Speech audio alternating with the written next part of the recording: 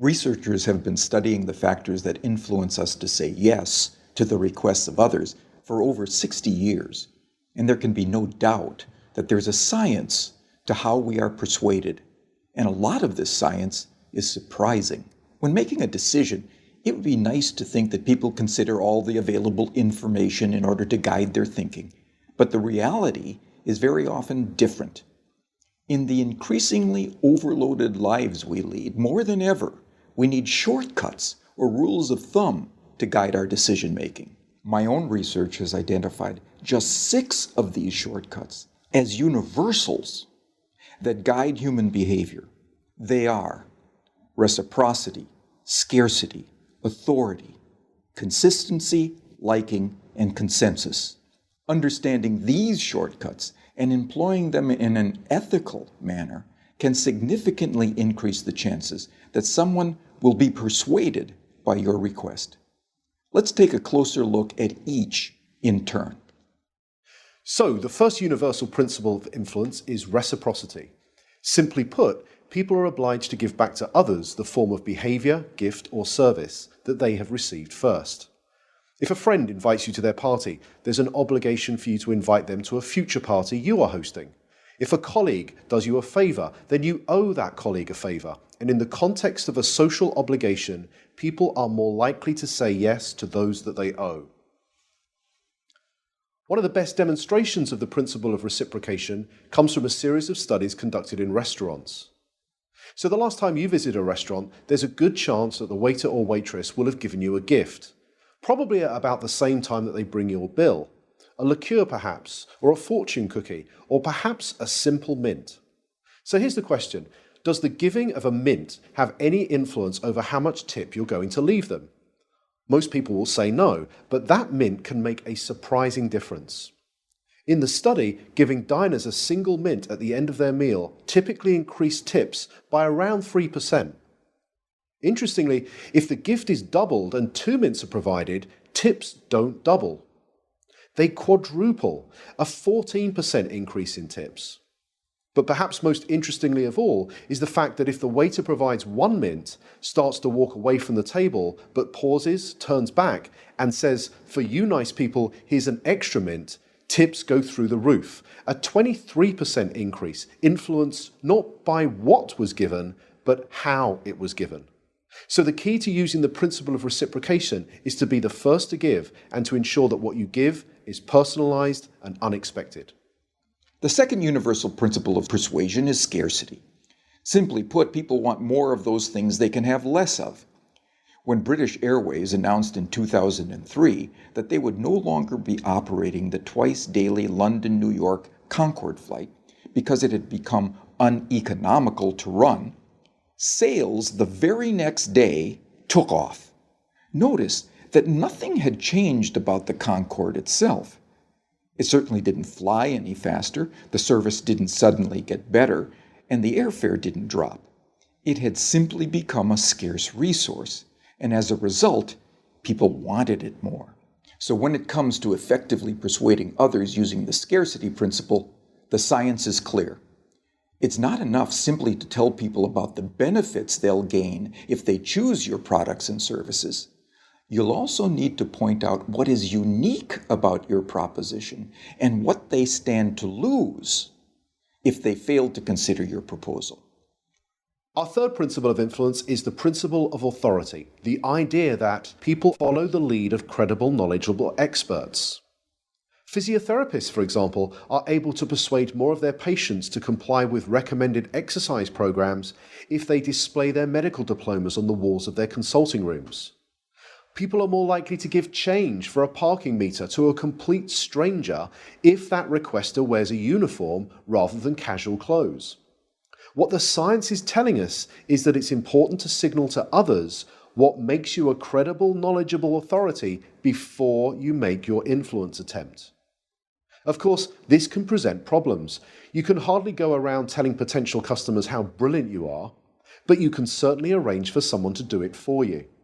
And surprisingly, the science tells us that it doesn't seem to matter if the person who introduces you is not only connected to you, but also likely to prosper from the introduction themselves. One group of real estate agents were able to increase both the number of property appraisals and the number of subsequent contracts that they wrote by arranging for reception staff who answered customer inquiries to first mention their colleagues' credentials and expertise. So, customers interested in letting a property were told, "Lettings? Let me connect you with Sandra, who has over 15 years' experience letting properties in this area." Customers who wanted more information about selling properties were told, "Speak to Peter, our head of sales. He has over 20 years' experience selling properties. I'll put you through now." The impact of this expert introduction led to a 20% rise in the number of appointments and a 15% increase in the number of signed contracts. Not bad for a small change informed from persuasion science that was both ethical and costless to implement. The next principle is consistency. People like to be consistent with the things they have previously said or done. Consistency is activated by looking for and asking for small initial commitments that can be made. In one famous set of studies, researchers found, rather unsurprisingly, that very few people would be willing to erect an unsightly wooden board on their front lawn to support a Drive Safely campaign in their neighborhood. However, in a similar neighborhood close by, 4 times as many homeowners indicated that they would be willing to erect this unsightly billboard. Why? Because 10 days previously, they had agreed to place a small postcard in the front window of their home that signaled their support for a Drive Safely campaign. That small card was the initial commitment that led to a 400% increase in a much bigger but still consistent change. So, when seeking to influence using the consistency principle, the detective of influence looks for voluntary, active, and public commitments and ideally gets those commitments in writing. For example, one recent study reduced missed appointments at health centers by 18%, simply by asking the patients rather than the staff to write down appointment details on the future appointment card. The fifth principle is the principle of liking. People prefer to say yes to those that they like. But what causes one person to like another? Persuasion science tells us that there are 3 important factors.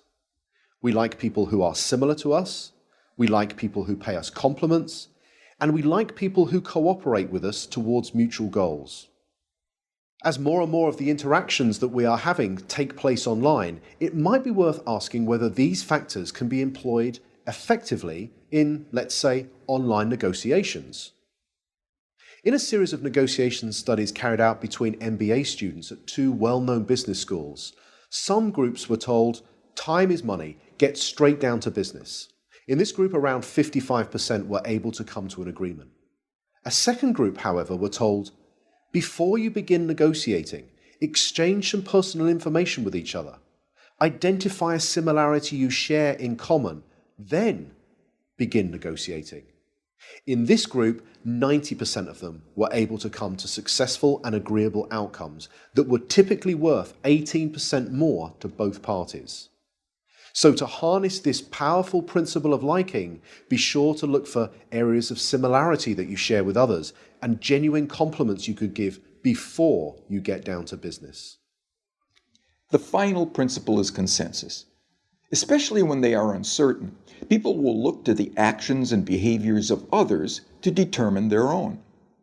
You may have noticed that hotels often place a small card in bathrooms that attempt to persuade guests to reuse their towels and linen.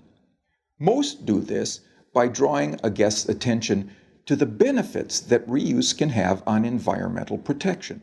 It turns out that this is a pretty effective strategy, leading to around 35% compliance. But could there be an even more effective way?